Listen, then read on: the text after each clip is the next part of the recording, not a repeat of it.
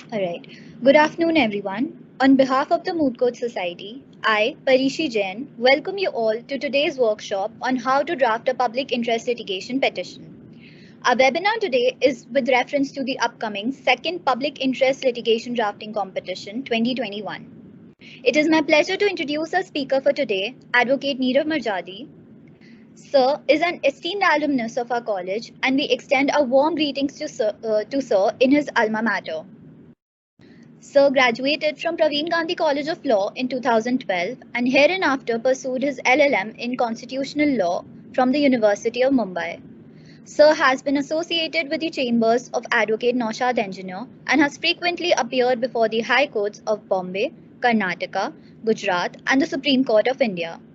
Sir is currently working as a senior associate at Mansuklal Hiralal and Co.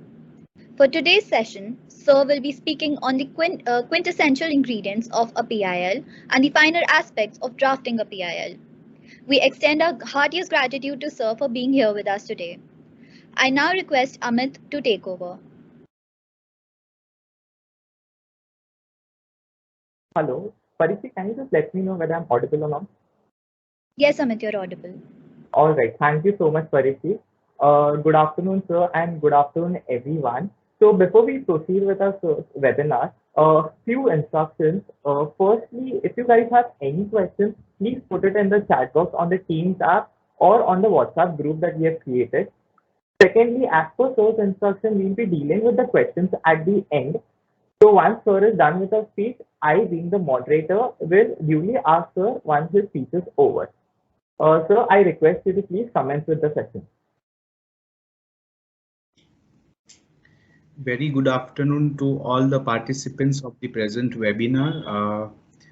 My mentor, Dr. Geeta Kupsat, who has been taking my subject of IPC in my days when I was studying in PGCL and law of torts. I could see other presentees, but let me commence with the present topic today, which is very interesting and one of my favorite subject matter in litigation. Currently, there are many issues which are covered under a public interest litigation.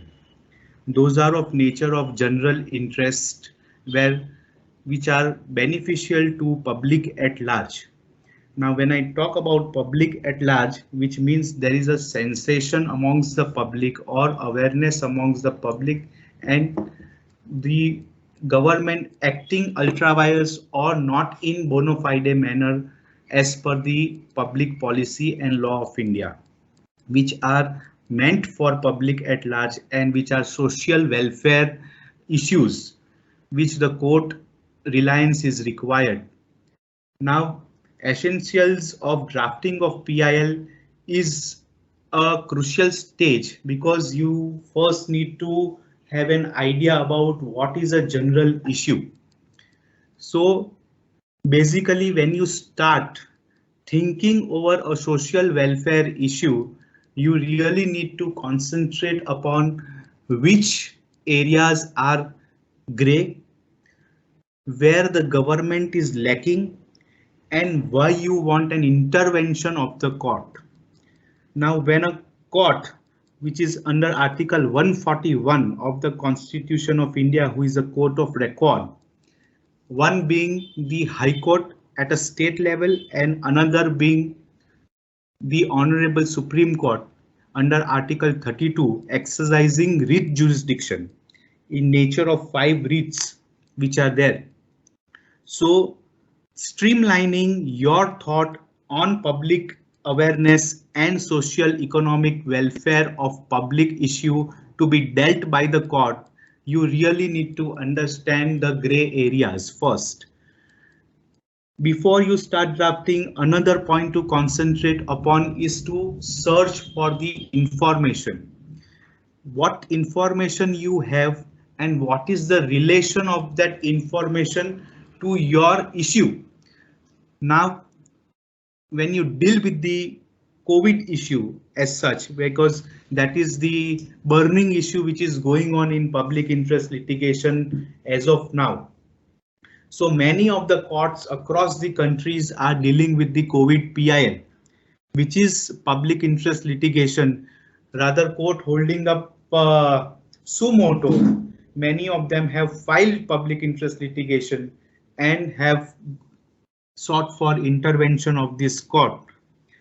Now, writ jurisdiction under Article 226 Foreign High Court is a command that you want from the court or intervention you want from the court. It might be a suo motu PIL, it might be a PIL which you go into, which you want to file before the court and ask for the orders. In those parallel matters, when Supreme Court and High Courts are dealing parallelly this type of petitions, they really want these suggestions from the petitioners. Merely putting an allegation on the government is not going to give you those orders which you want, but in spite your petition should cover with these suggestions. So basic drafting is that first you need to collect information. Second is you need to have some documents with you which you want to rely upon and put your base onto it, because those documents will eventually prove that these are the burning issues where the court needs intervention. So this was a basic introduction when you pop up or you have an idea which is crop up in your mind, and then you begin that yes, this is a burning issue and I need an intervention of the court. So before I go into detail, I have one suggestion which I would like you all to follow, not only in the competition, but it might help you when you are advocate and drafting a public interest litigation as well. Now, draft of any of the document of any nature in a litigation is a very important stage, because your whole request to the court would depend upon what you ever in your plaint. Your averments have to be in such a nature which has to appeal the mind of the court and which has to be in the four corners of the rules, regulations, laws, procedure to be followed. I will stick to the pattern that is there before the Bombay High Court, or a format which is there before the Bombay High Court, because each High Court have different patterns of or formats, or you can say samples of filing procedures. So we are governed, like public interest litigations are firstly governed by the Constitution of India, followed by and or read with the original side rules, Bombay High Court original side rules. Now we have a format in Bombay that first you start, your starting point is you put a heading. Heading is in the High Court of Judicature at Bombay. Then what is the jurisdiction? So those who have done moot courts would have given in their memorial a statement of jurisdiction. That jurisdiction over here entitles the court or gives the power to deal with or entertain your public interest litigation. So this public interest litigation before the Bombay High Court would be under ordinary original civil jurisdiction, followed by your writ petition number dash of 2021. This is your heading. This is your cost, part A, you can say, of your cost title, and then you begin with under which article of the Constitution you are demanding any reliefs.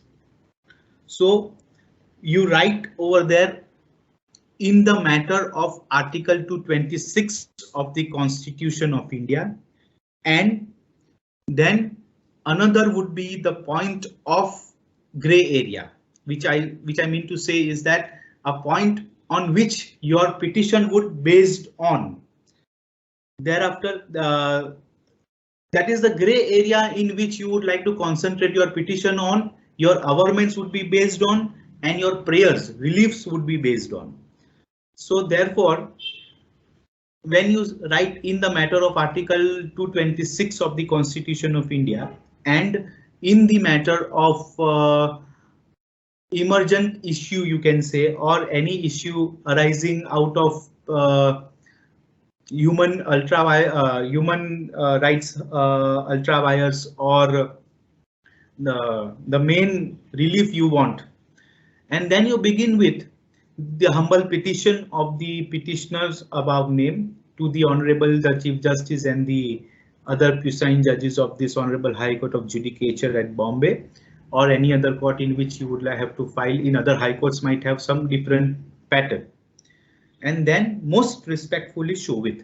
Most respectfully showeth is a term which is used that, you know, you have those kind words while addressing the court, and you have that glimpse of the court that yes, with a respectful submission you are putting forth.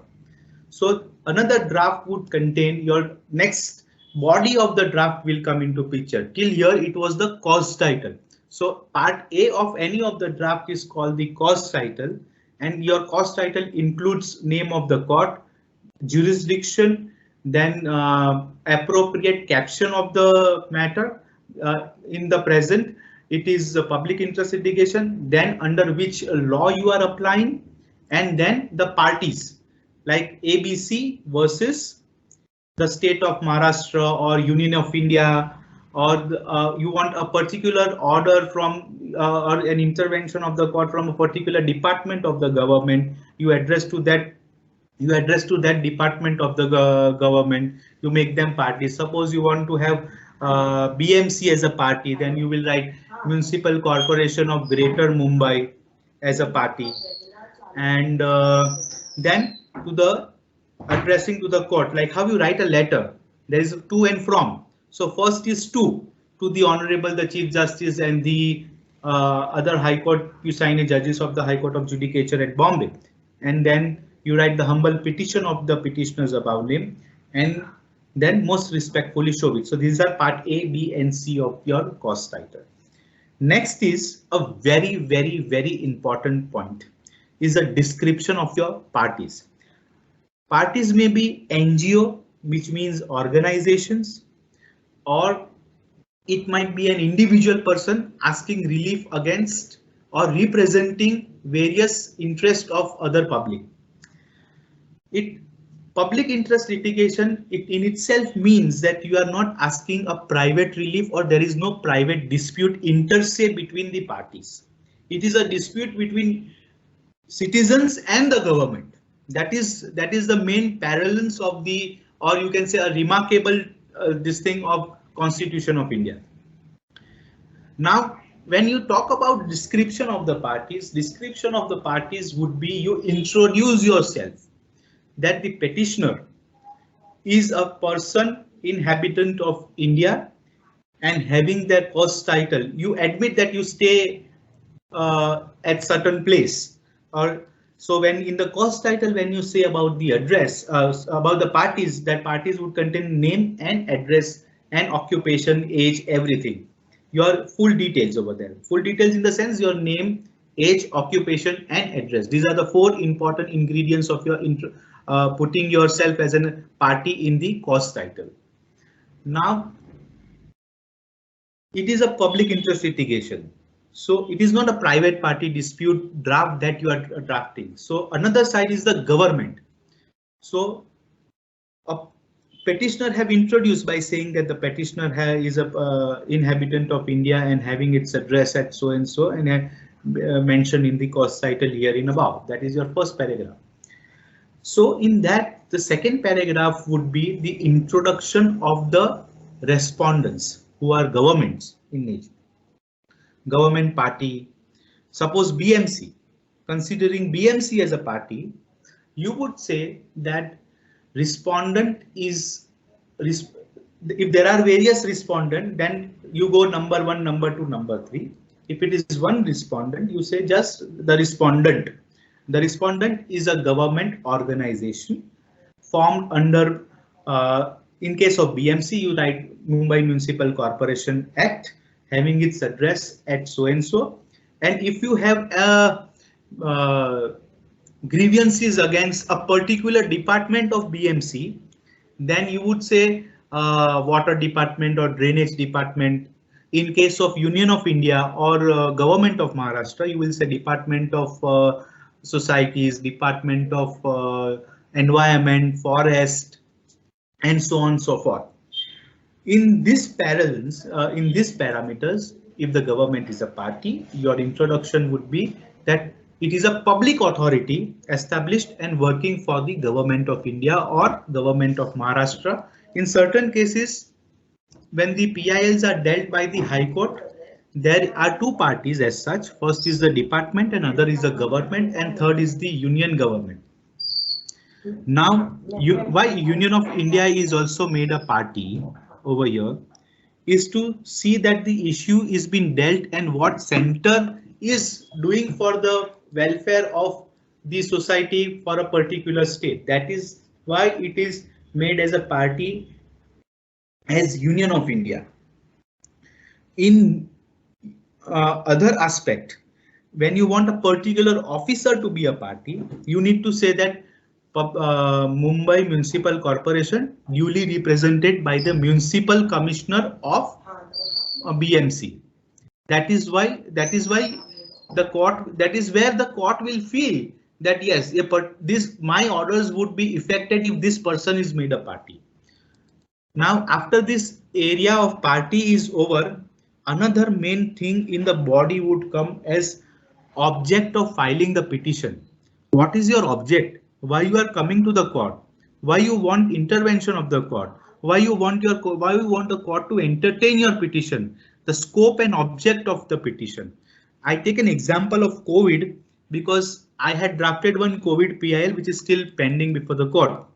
In that I had made what are the aims and objective of the filing of the petition.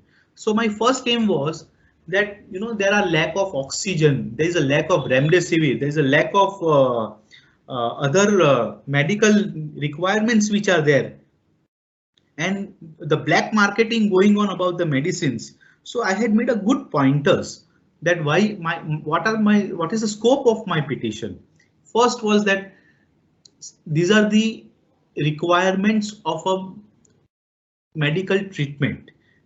That medical treatment is very important for public health.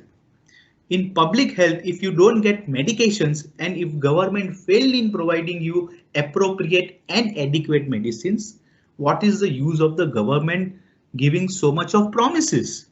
So my object was that I need the intervention of the court to enable the government or to facilitate the government to make it in a speedy way. I am not saying that the government has failed in giving, but due to this black marketing or interventions of other brokers in between or distributors in between, the medicines are not reaching to the people. Though they are allocated, they are not reaching to the people for relief. So if the court is intervening, court should feel that yes, these are the basic requirements where the court's intervention is required. Considering another aspect, what is the object of the petition? In this, you will have to mention about pointers only. Don't go into the merits of drafting and what are your suggestions. You restrict yourself that there is a lack of remdesivir, there's a lack of oxygen, there's a lack of oxygen beds, there's a lack of oxygen itself. And for these grey areas, the petitioners want the intervention of the court to give a command to the government in the nature of mandamus that please provide appropriate and adequate facilities, medical treatments. And thereafter you come with the merits and facts, because you need to show some document to the court by which the court should feel yes, the submissions from the petitioners have come with a documentary evidence. So you start with the first and the main document which you want to rely upon. I had put in my public interest litigation tweets which were there. Then forwards on WhatsApp videos. I had put with great knowledge that the court should rely upon this. So if you have such type of information in electronic form or in documentary form, you need to categorize and say in which chronology you want to keep those documents. So, and you have to decide which document has to be first, which documents has to be second. The petition, if the petition is covering 3-4 aspects, you need to decide upon which aspect you want to take first, second, third, and fourth. So chronology depends upon which aspect you choose to be dealt on emergency basis. Though your petition is on emergency basis, but you need an intervention of the court for urgent reliefs. So that is the main important thing which you need to tackle and submit before the court, and mainly hour in the court. The main idea of public interest litigation is not to blame the government, but not only to blame the government, but you need to suggest the government. You need to suggest to the court, and those suggestions will go from the court with the application of the mind and orders of the court to the government. So it will follow a proper channel, because giving a letter to the government, if your rights are not adjudicated, if your reliefs are not being heard or you're given granted, then the court is the proper channel. So you need to submit to the court, and it should route through the court to the government. Now, what are your submissions on grey issues? Point A would be that you rely upon certain documents. You say something that there is a lack of oxygen all over the country, and Maharashtra, being one of the important economic welfare state, needs this, because if government cannot put the health of the people at stake, and if that is so, many people would die from lack of oxygen, non-availability of remdesivir, non-availability of beds, and thereafter you annex the document portraying that you have that information with you. You can say that here to annexed and marked as Exhibit A is the copy of the online tweet post made by so and so, and the court should consider it. Thereafter, you take up all the one by one issues which are there. Suppose you are drafting about environment policy or a forest policy. There was one PIL which was about RA cutting trees in RA, government cutting trees in RA for development. So if the main object was to save tree, now how will you save tree, and how will you determine the object of your petition when you are asking relief from the government? So in those cases, you will have to rely upon the forest policy. You will have to research yourself for environmental issues. You can't every time rely upon TN Godavarman or Bhopal gas tragedy or MC Mehta Ganga river pollution case, where those are judgments, those are landmark judgments. Though it might cover a ABCD issue, but that might not be relevant to your petition. But over here, when grey issues are dealt with, suppose government is cutting tree and you want to file petition, you have filed the petition, but you have not suggested to the court that there has to be this welfare policy or this forest policy has to change, and the government should take initiative of increase in replantation of the tree, whether the tree from one place could be evacuated or engravated to another land, or transferred to some another land, or what the government have done after cutting the trees. If those woods are useful in some other purposes, they should, you need to know that also. You need to research on that also, because there is a streamlined action by the court that if it is a frivolous public interest litigation, you need to face a very deterrent consequences from the court, which is you have to pay huge cost. Your petition is dismissed, you don't have any relief, you have gone to the court from the intervention of the court, and the court is not paying attention to your matter because you have come up with a frivolous litigation. So your draft has to be very clear, and outstanding draft public interest litigation would give you good orders. Ultimate aim is that you need an order from the court to command the government, and once you command the government, that is beneficial to the public at large. So your sole object is to serve service of the public. Now, once your title is over, your introduction of parties are over, your aims and objects are over, then your body of the petition where you say that you annex this document in support of your submission, then you come to other issue, you say that the petitioner submits that there is a lack of oxygen bed in Mumbai, and BMC hospitals have also, we have seen that there has been decrease in availability of beds, and people are searching and running from pillar to post if they could get the bed for their family members, where government has failed to provide. Even in you say that this COVID centers, COVID care centers are there, independent quarantine centers. They also don't have facility of testing. They don't have facility of oxygen, separate ICU beds or oxygen beds. So this type of petition would would be given appropriate attention of the court.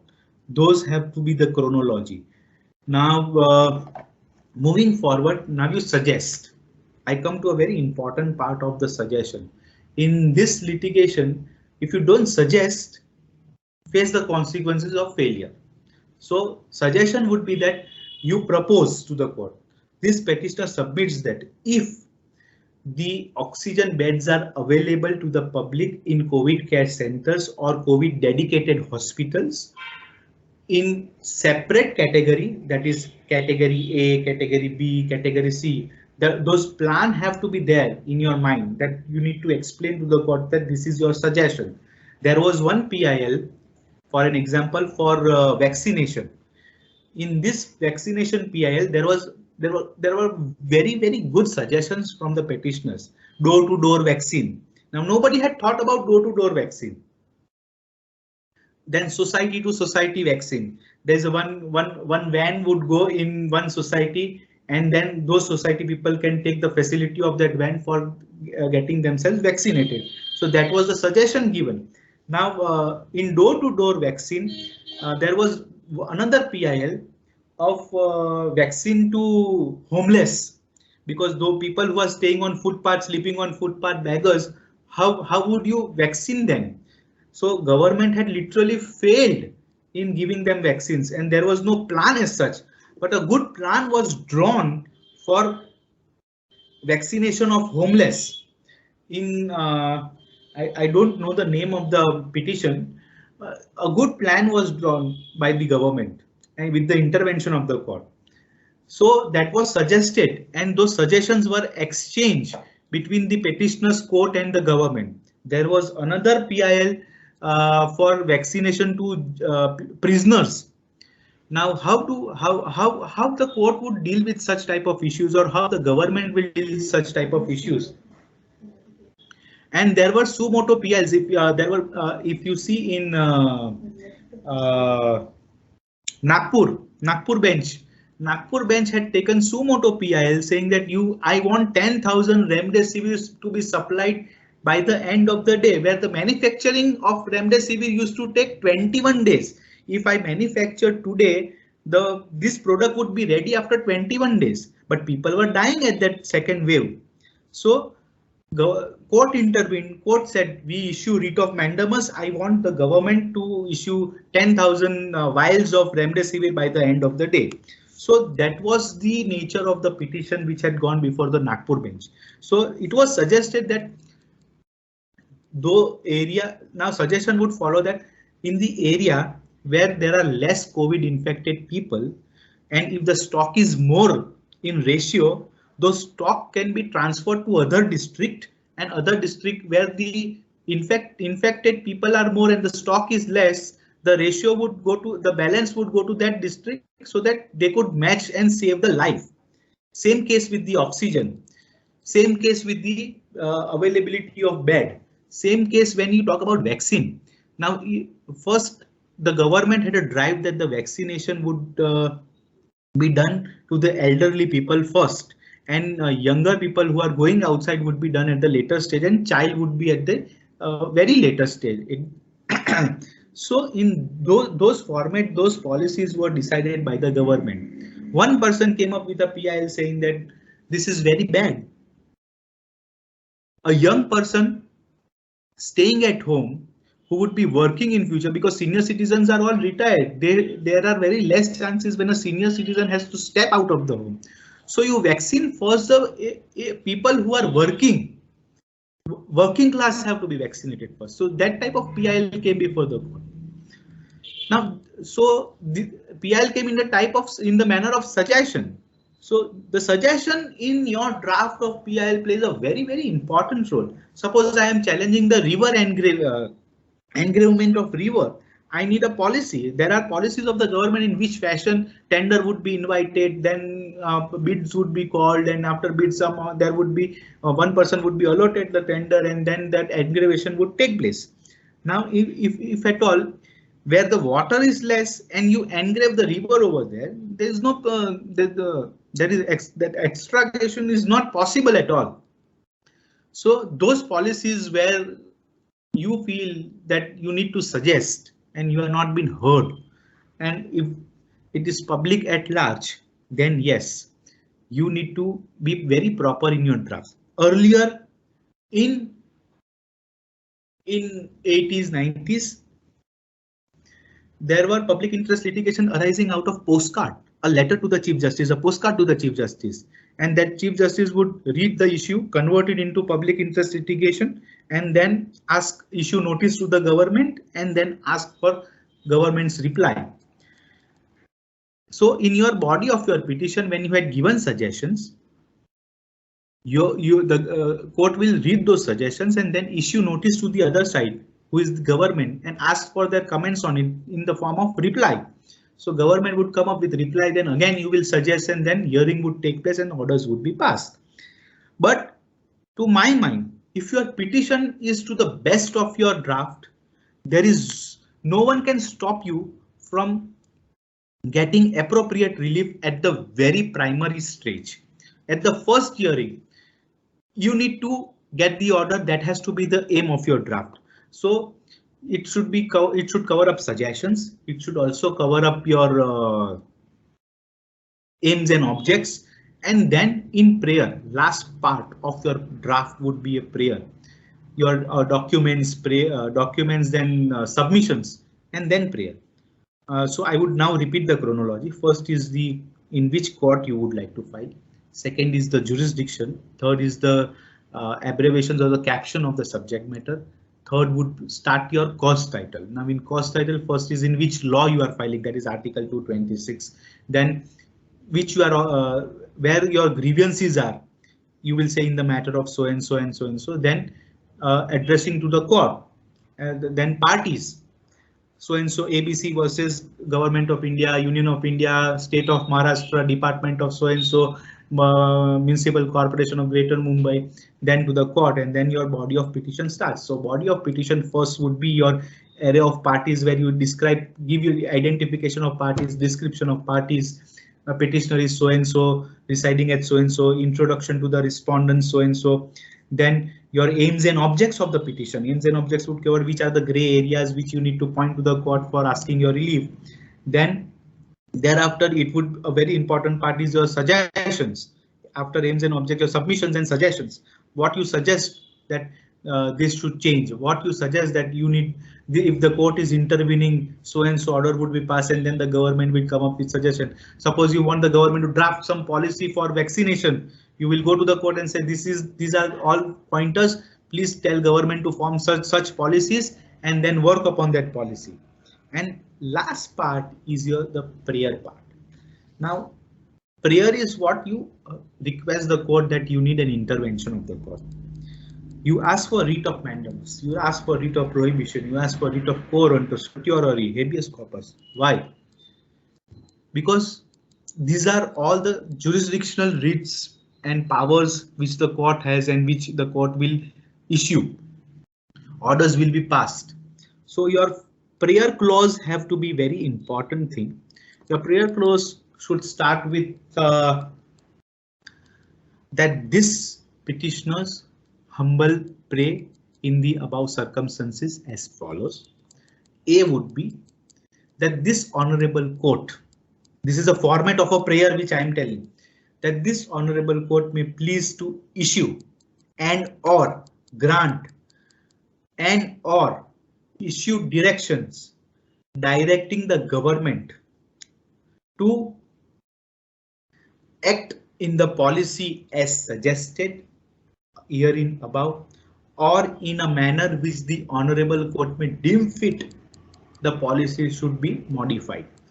So you want a command from the court, you ask for it and you get it, and the court would route that command to the government. So it works as a triangle: A petitioner, B respondent, and C is court. You go to C, indirectly A and C both will reach to B. So that is what is the aim of PIL. Another thing in prayer, it should be that this Honorable Court may pass any direction and or direct the government to see that the beds are available in sufficient quantity. There are more testing laboratories. There are more oxygen availability in hospitals. The medical supplies are adequate. So these are your prayers. There are 2 or 3 prayers which are at an ad interim or interim stage.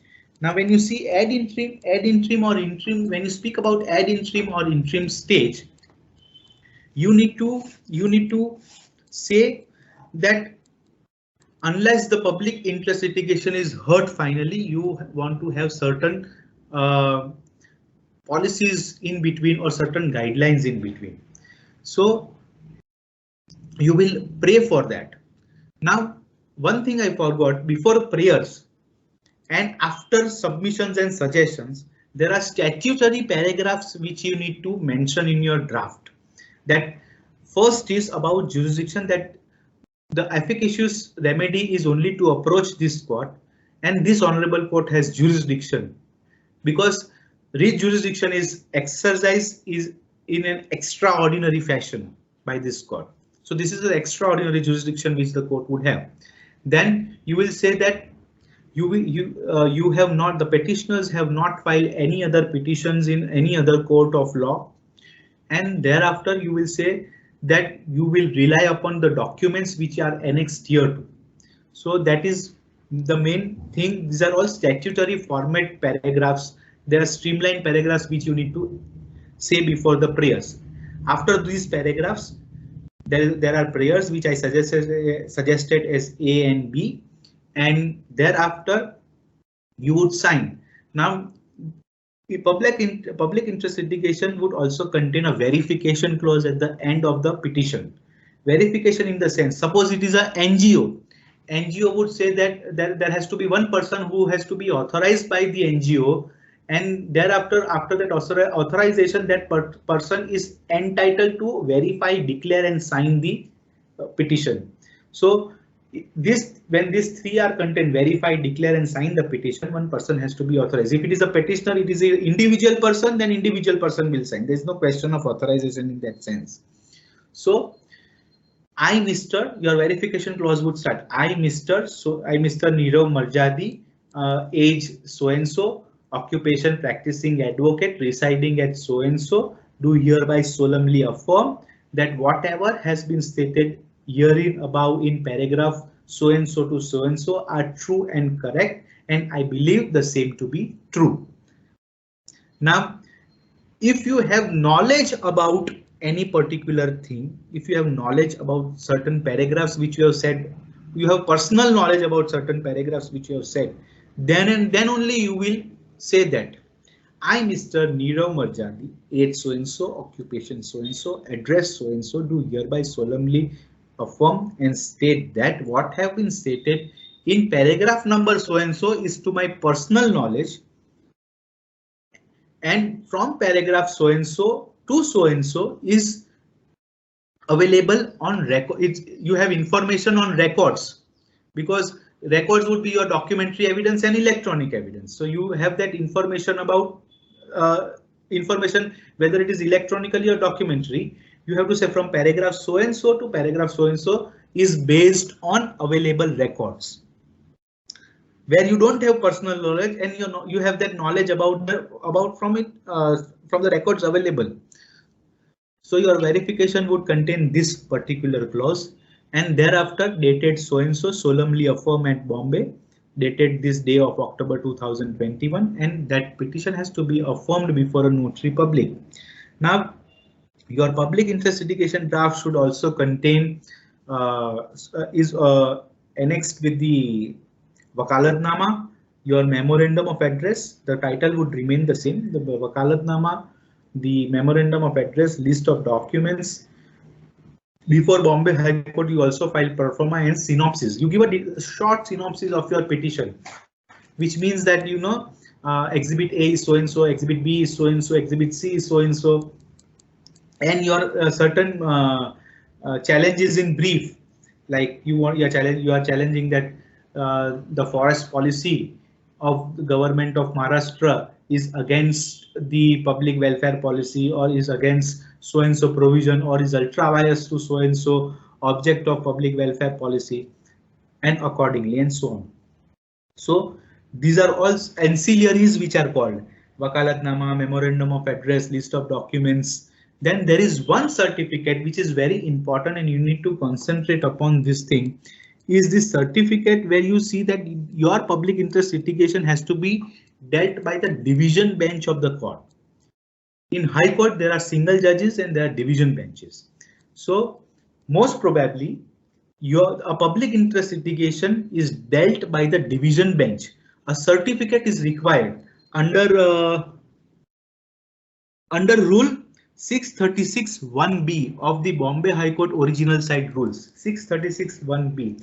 This certificate has to be addressed in your petition. It should be annexed to the petition.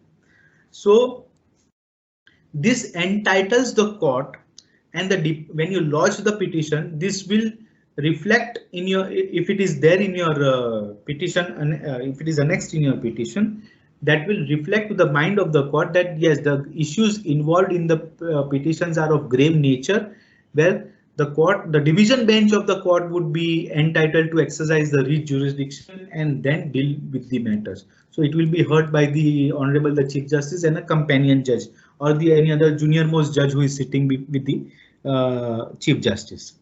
This is what is requirement of a public interest litigation.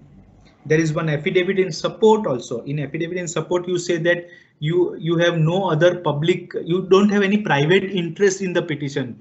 You have filed the petition before the court for public cause, for welfare of the public.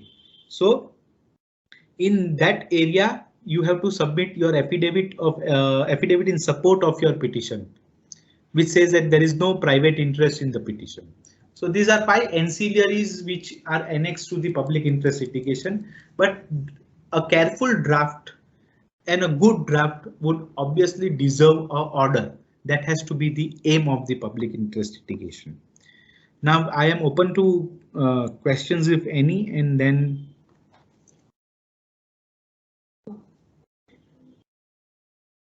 Thank you so much, sir, for conducting such a detailed webinar. Yeah.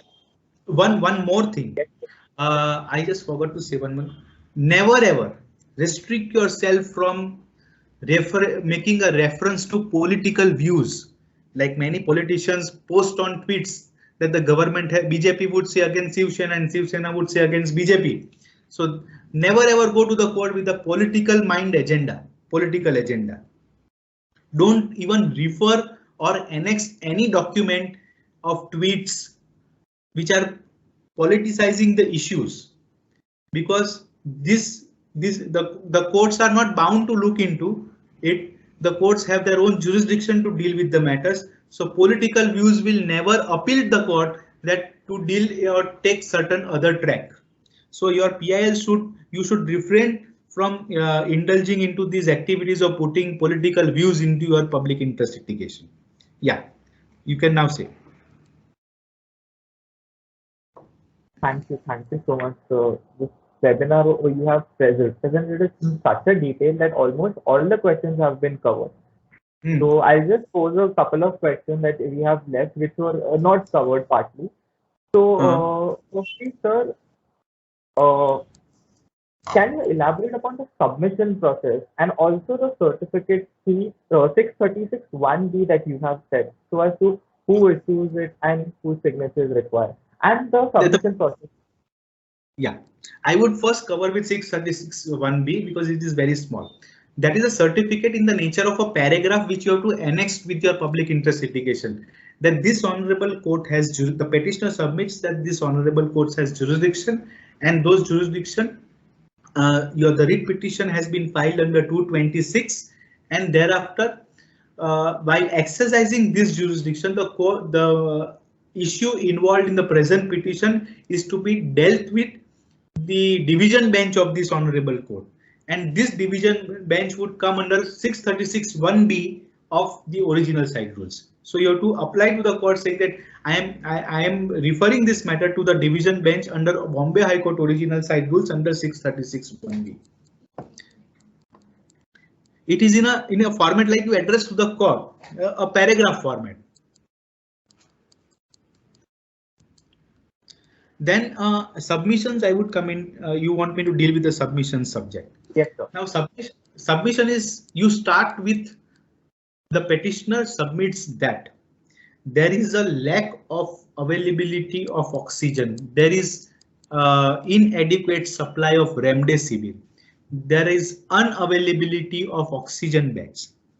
And then you say that here to annex and marked as Exhibit A is the copy of the social media records which portraits, which indicates that the hospital beds are not having separate ICU beds or separate oxygen beds or separate beds for other comorbidities. And to that paragraph, you will put a suggestion. How do you suggest? How you want to improve this situation in the state? So you will say that then your suggestion would follow. This petitioner humbly submits and suggests that if there is appropriate supply of oxygen and availability of remdesivir, then the life of the public would be at risk. At less risk. So you would suggest that there has to be increase in production, manufacturing of remdesivir. There has to be adequate and immediate supply of oxygen. The oxygen which is diverted to other places where it is not required, they should be diverted to the places where there is an actual requirement and where there is actual demand.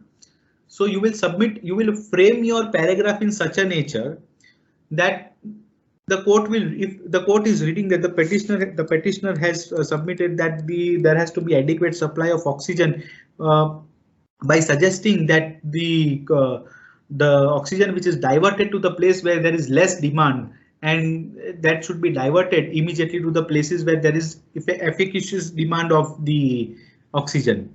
Where remdesivir stock is more and the demand is less, that stock of remdesivir would divert it to the place where it is actually required. Then you will suggest, the petitioner humbly suggests that the interstate district communication should improve so that the collectors may take charge of the supply of this oxygen, so black marketing is less. To decrease the black marketing, involvement of a special designated officer should be there. Then when you talk about bed, you need to have an online, the government should come up with online portal saying that the person who is in dire need of bed can go to the portal and see in which hospital it is available. If there are ambulances not moving, then you will, which are the helplines through which you can call for ambulances. So these are all suggestions which you made in the petition, which are required in the petitions. The main paragraph would, I had suggested in my PIL, if I would read out, is that the petitioner further submits that the following are the major issues, difficulties faced by public at large, and then I had suggested. So A, B, C, D, and then suggestion wise and topic wise. So this completes your main. There is no hardcore format of the draft, but if these words are included, that will actually, if these words are included, intervention of the court, social justice, welfare, then these words are you can say a nearby synonym to a public interest litigation. All right, thank you, And sir. So yeah, we just received a question from one of our participants regarding the draft. He has asked that whether it would be possible for you to share any of your past drafts so that the participants get an idea. I would obviously share it. Uh, I can share it over here. Uh, sure, we'll send you our email ID. You can forward it to us, and then we'll put it on the group. So in If that way, you can. I had one query. If I am able to share it over here, I can explain you how the format is actually. All right, so that would So be the very people, great. the participant could see over here that how the paragraphs have gone. Very well, sir. Very well, sir. Just give me 1 minute. I'll search for it and then share it over here. Sure, sir.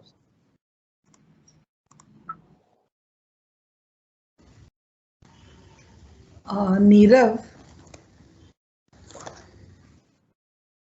Yes, ma'am. if you could also tell us, what happens after you submit it, like little bit in brief, Okay. like the Okay. procedure. Yes. After the lodging part. Yes. Yes. Yeah.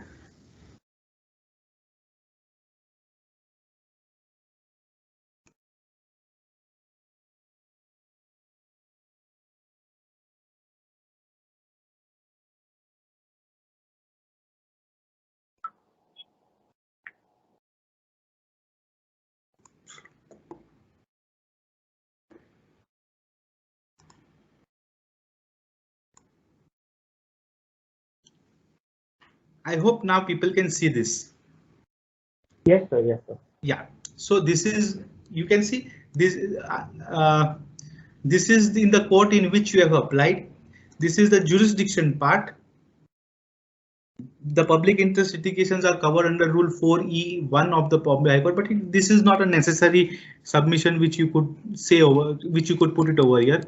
Then district, and then see in the matter of Article 14 of and 226. 14 covers with your equality part, and 21 to the right to life. So this is what you are asking from the court, that this matter, my issue would be covered under so and so.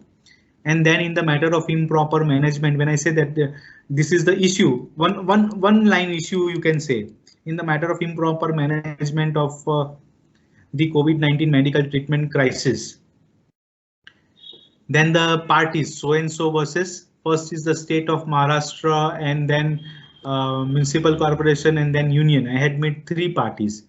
Then this is addressing to the court, to the Chief Justice and other companion judges of the Honorable Court at Bombay, High Court of Judicature at Bombay, and the humble petition of the petitioners above named. Then most respectfully Shovit, which I said earlier that this is the first beginning part of the body of the petition. And part A would be your introduction to parties. Array of parties means the parties which are there. So in ABC versus PQRS, you can say that introduction to everyone, petitioners and respondent. So I have said over here that petitioner A is a petitioner is the law-abiding citizen of India and currently practicing as an advocate in the Honorable Court of Bombay and having her office at the address mentioned in the cause title above. I have further said that the respondent number 1 is a public health department, then respondent number 2 is a corporation, respondent number 3 is the Union of India. All the respondents herein above are state under the meaning of Article 12 of the Constitution of India. Then what is the cause of filing the present petition? So I have set my scope over here, why I want orders from the court, and where I have categorically said where the respondents have failed to provide effective and systematic medical treatments and ancillaries thereto. So I have said over here in paragraph 3, the petitioner submits that the difficulties faced by COVID-19 patients and family members in procuring beds in the hospitals for unavailability of remdesivir injections. This is the main another cause which is very important drug for treatment of COVID-19 patients, because remdesivir was prescribed by the doctors day in day out. Then these are my grounds and submissions.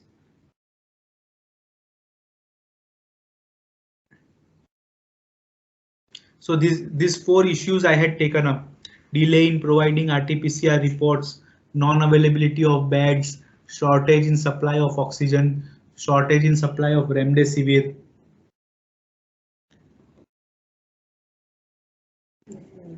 So I have taken the first issue and done my detailed submission on this antigen test and testing part.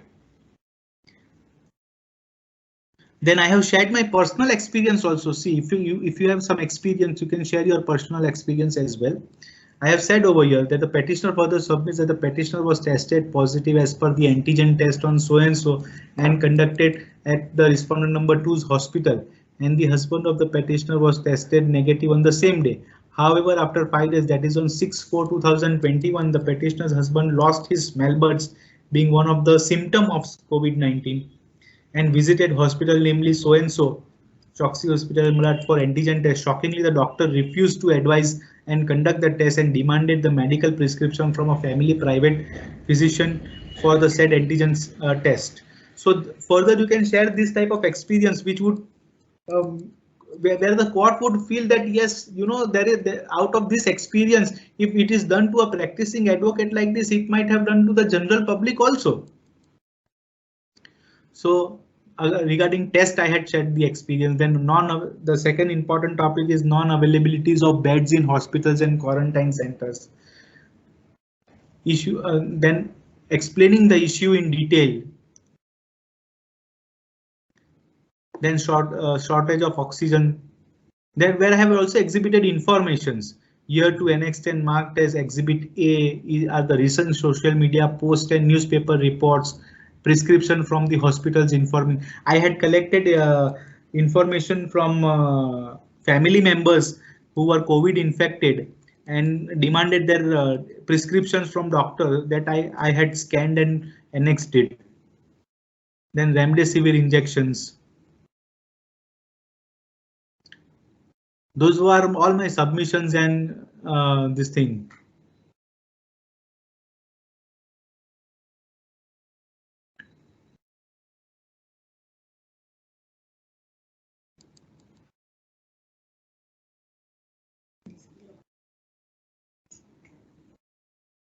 I had also referred to the orders of the other coordinate courts, high courts, like I had first over said about the Allahabad High Court judgment, where Allahabad High Court made some remarks and had given these phrases in that how the conditions of public were. Then I had annexed those orders also.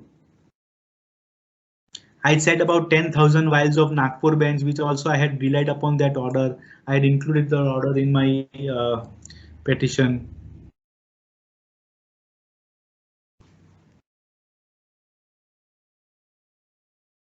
So if you see paragraph 31 over here, where I have said further, the petition submitted that this honorable court may take immediate cognizance of the present situation and obliged to pass appropriate ad interim order. So these were pending the year. These are all ad interim prayers pending the present PL. This honorable court be pleased to issue appropriate writ and or order and or direction to the respondents and immediately call for the status report on availability of beds in hospitals, laboratory and testing facilities, procurement of remdesivir injections and oxygens. I had called for the status report. Then I had asked for under supervision of some medical expert whether these drugs are actually required or they are not required, because one patient would require some 6 or 7 vials to be incubated. So see, there is a public interest litigation. The 32 paragraph plays a very important role. Petition submits a last resort. There is a last resort and putting forth the views of public at large, and also in the interest of public at large, the petitioner has pro bono publico invoked Article 226 of the Constitution of India, being the extraordinary jurisdiction of this honorable court, as there is no efficacious remedy available. Then I have said about jurisdiction, that this honorable court has jurisdiction in the interest of justice and people at large in the state of Maharashtra. The petition is filed within time because it had happened like at that time only we had filed the petition. Then these are all statutory paragraphs. The petitioner has received no caveat or notice from the respondents. But this is you may say it is a requirement or not required, because public interest litigation is something which is about welfare litigation. The petitioner refers to the list of documents annexed here too. And this, see paragraph 35. 35 says that the petitioner has not filed any other petition or proceedings either in this honorable court or any other court, including the Honorable Supreme Court of India, in respect of the subject matter herein above. So you need to say that you are approaching only one court and simultaneously not filing any other proceedings to the other courts. So that both the courts are not dealing with the same issue. And these are the prayers. If there are documents in local language or vernacular language, you need to submit an English translation. So you will say about that the documents you will give an undertaking to the court that you will submit English translation in due course. Then these are the prayers. That in view of the above, it is just and equitable and in the interest of citizens of Maharashtra that the Honorable Court be pleased to issue appropriate writ and order and or direction to the respondents to provide beds in the hospitals and further regularize the management of same in order to save lives of the people.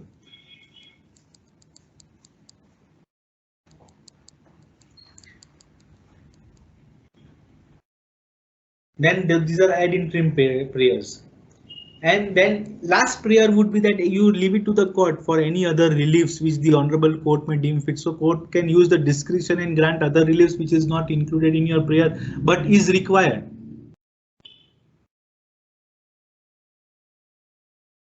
So this is the draft of the public interest litigation.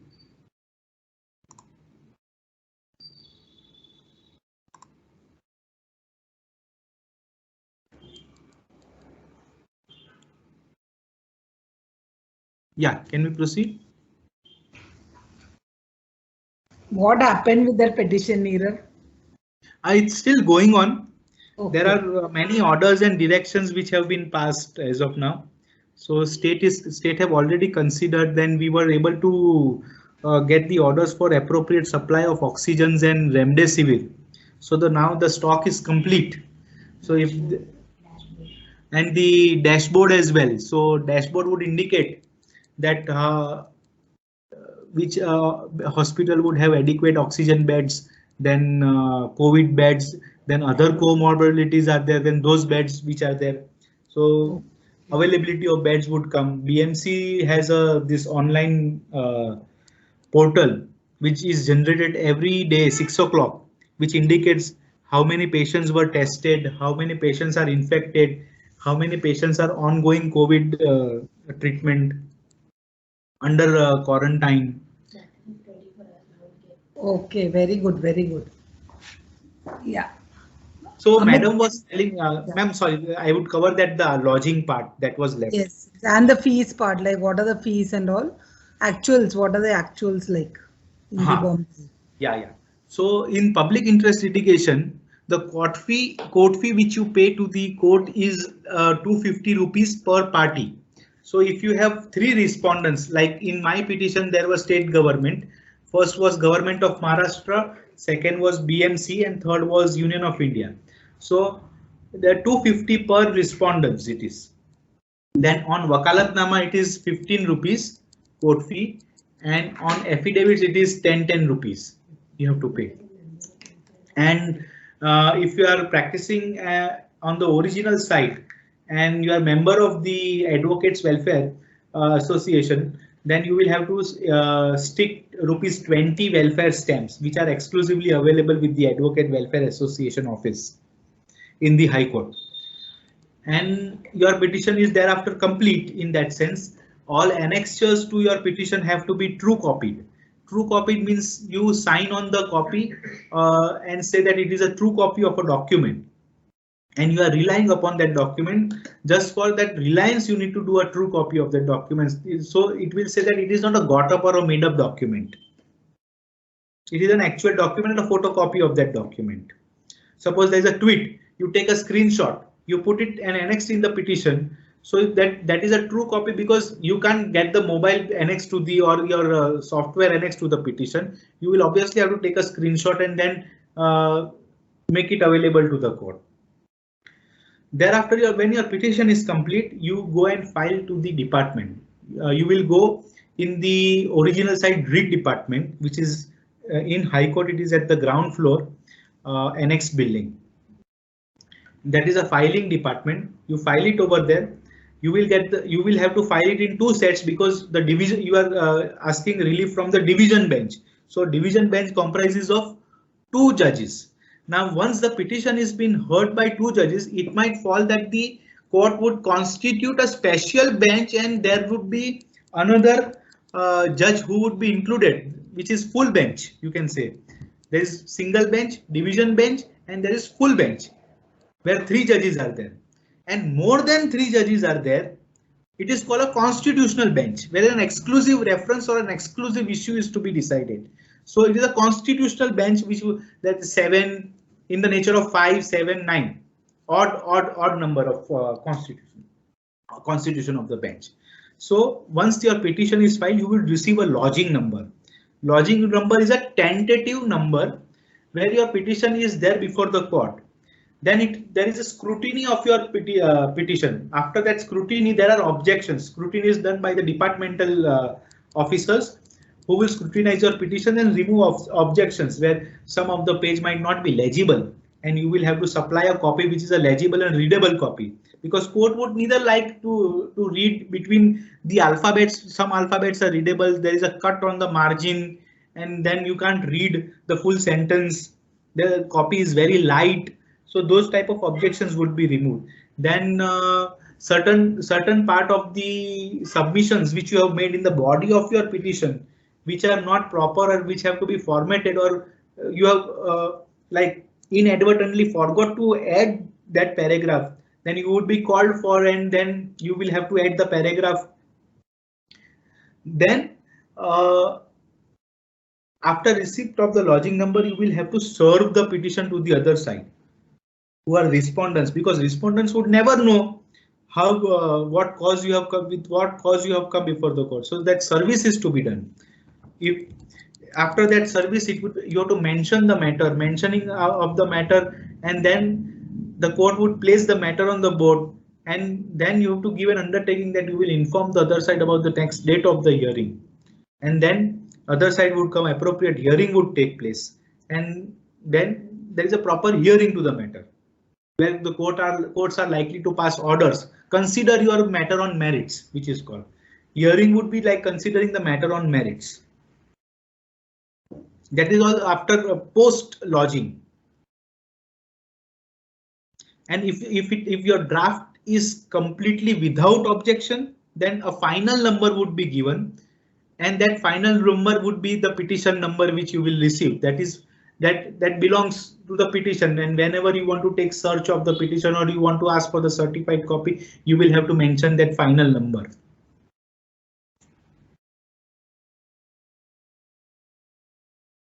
Thank you, sir. Thank you, sir, for explaining the detailed aspects of how it is in the practical world. So we have received another question that if there is already a pending PIL petition, can we include the same if we file a new one? Yeah. So suppose there is a pending PIL. In my PIL, there were only 3 parties initially.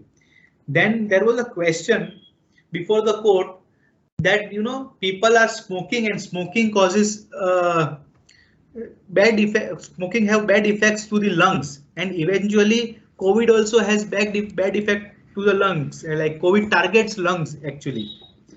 So Pan BD Association and these tobacco manufacturers intervened in the matter.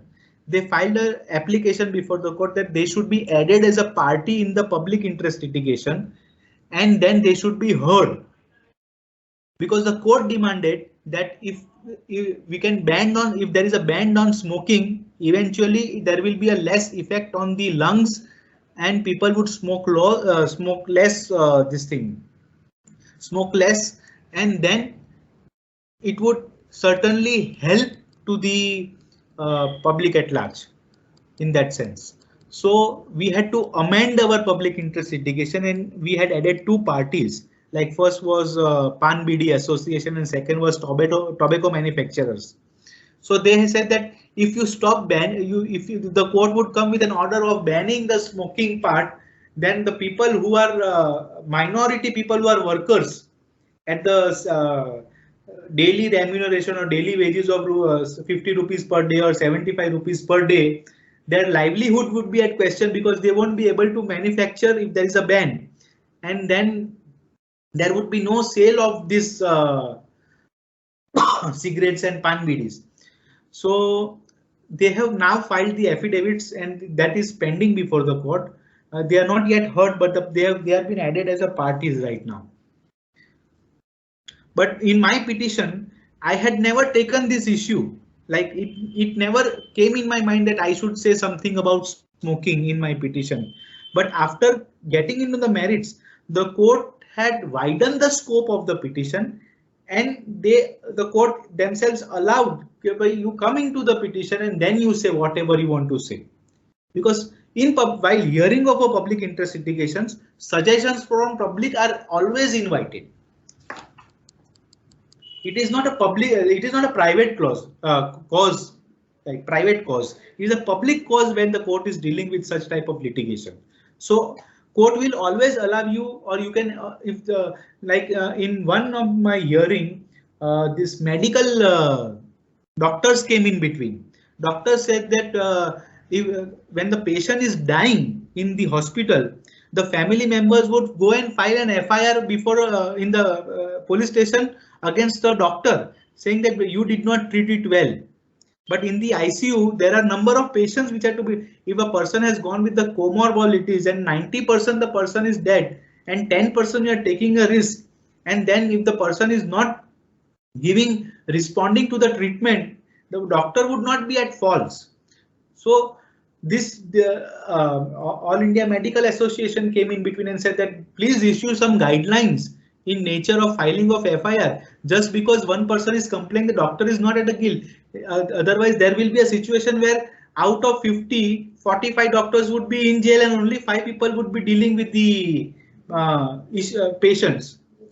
And then police inspector will investigate the doctor in such a fashion that police investigating officer would not have any knowledge about how the treatment of the patient in COVID.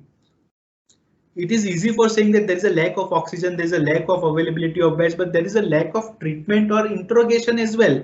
There is no communication between doctor and a police. And if you file this type of FIR, that would eventually stop the gap. That would not bridge a gap between the effective medical treatment, because then the doctor will not concentrate on treating the patient and it will concentrate on answering the police investigation. So that would create a problem. So they came in between and said that, sir, please issue directions that they should not take cognizance of such complaints. They should go in detail and then register FIR if there's a serious issue. So they were also heard, though they were not parties, but they came and filed an affidavit that please in this PIL we should also be heard as one of the party, because if some orders are passed, we would be affected. That came into between. So that this hearing took place of this PIL like on a weekly basis, and then the court would call for the report. Court would analyze the report. Again, if the court finds lack in that report, the court would again order, again affidavit would be called. So state government, union government, BMC were on the task and they were ready with all the affidavits in the timeline, and then hearing would go on for full day, or even it would cross 5:30. And in one of the effective hearing, the court suggested you make a phone call to the officer when you call up BMC that you are infected with COVID. You are infected with COVID. Now where to go? There is a helpline number. The person who is answering your call is not aware about anything. Whether hospital beds is available, oxygen is there in this hospital, because see, when there are senior citizens, they are not well conversant with the social using of laptop and social media and all that thing. So they won't go into the website of web portal and see for whether the beds are available or not. So only for them, only the helpline number like 108, you call ambulance and the ambulance is at your doorstep. And what is to be done is to be decided by the resident doctor who is there in the ambulance. So even the person who was attending the call was not knowing about the information that what is happening. So we were told to make the call in the midst of the hearing, and we were put to make the call on the speaker line, where court would hear it out, the counsels for the parties would hear it out, and then we got it was very embarrassing moment for the court, because the lady who picked up the call was not aware and had said some statements which were very against the corporation, BMC corporation. So those situations had taken place, and out of that experience, I have learned a lot. Like, your draft has to be very crystal clear, which would appeal to the court that no, boss, my intervention is required, and if I pass orders, there will be another round of legislation where people will be benefited. Yes. Thank you, sir, for sharing your personal experience as well. So, due to time constraint, we'll just take one last question that a participant has posed. He has asked, is the verification part done before the lodging or filing of PIL? No, it is with the PIL. Before you file the PIL, before you finalize it, the only verified PIL, your verified draft would be submitted for lodging. You can like, verification is containing that you are signing this petition in front of a person who has a power to see that, who will put an authenticity to the petition, like a associate of the court or a notary. You must have heard about notary. So you go, the verification would be done before the notary. The notary person would put the red seal and the stamps and make you sign in his register, issue a receipt, charge you ransom amount. That would follow. So verification is important, and that is before the lodging part.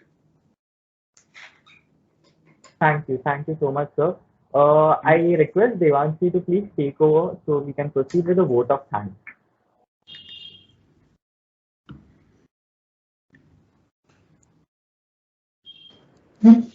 Thank you, Amit.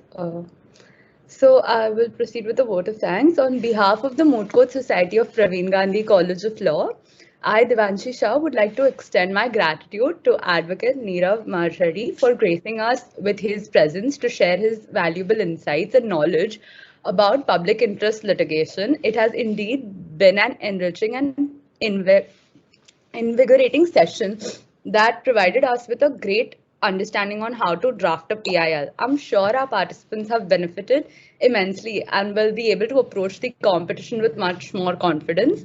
I would also like to thank the participants who've been extremely enthusiastic and inquisitive. Their dedication and insightful questions have contributed towards making this webinar a success. I extend my heartiest gratitude to our principal and our institution, SVKM's Praveen Gandhi College of Law, for providing us with this opportunity to undertake such events and for always encouraging us. Most of all, I would like to thank our faculty in charge, Dr. Geeta Kupsad, for persistently guiding us and always supporting us in our endeavors. Once again, thank you to everyone for their time and efforts for making this workshop a success. With this, we conclude today's session. Before we leave, sir, I would request you to take a picture with us. It'll be great if the participants too can turn on their videos. Thank you. Nirav, thank you for taking us through and all of this. We will be connecting you again for the competition and all. Amit is the chairperson, Amit, Mansi and Nitisha, they will be in constant touch with you. Thank you so much. No problem, you all are always welcome. These children, they were 3 friends of them. I can see Dharampal also joining this meet. They were the 3 friends and they had Dharampal is like from day 1 to the last. And, he had filed a PIL then as a student, and I remember that we had enjoyed listening to them.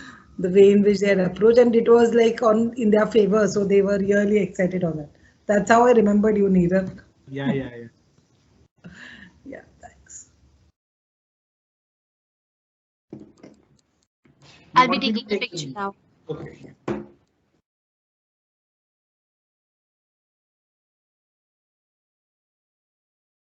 Done. Thank you.